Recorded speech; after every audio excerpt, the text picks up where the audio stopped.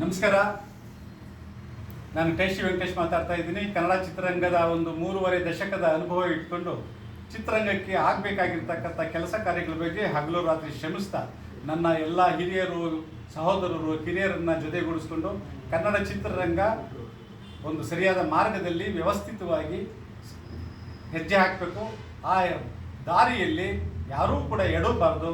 ಹಾಗಾಗಿ ನಮ್ಮ ಬರಹಗಾರರ ಒಂದು ಪ್ರಾಮುಖ್ಯತೆ, ಆ ಒಂದು ಬರಹದ ಪ್ರಾಮುಖ್ಯತೆ ಚಿತ್ರರಂಗಕ್ಕೆ, ಸಿನಿಮಾಗೆ ಎಷ್ಟು ಅವಶ್ಯಕತೆ ಇದೆ ಅಂತಕ್ಕಂಥ ಅರ್ಥ ಮಾಡಿಕೊಂಡು ಎಲ್ಲರ ಒಂದು ಸಭೆಯನ್ನು ಇವತ್ತು ಮಾಡಿದ್ದೀನಿ.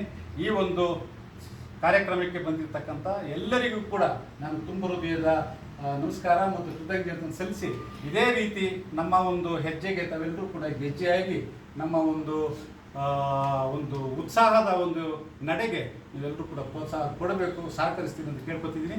ಒಳ್ಳೆಯ ರೀತಿಯಲ್ಲಿ ಸಾಗೋಣ. ಬರಹಗಾರರಿಗೆ ಒಂದು ಅರ್ಥಪೂರ್ಣವಾದ ಬದುಕನ್ನು ಕಟ್ಟಿಕೊಳ್ಳೋದಕ್ಕೆ ನಾವು ಸಾಕ್ಷಿಯಾಗೋಣ, ಕೆಲಸ ಮಾಡೋಣ. Thank you so much.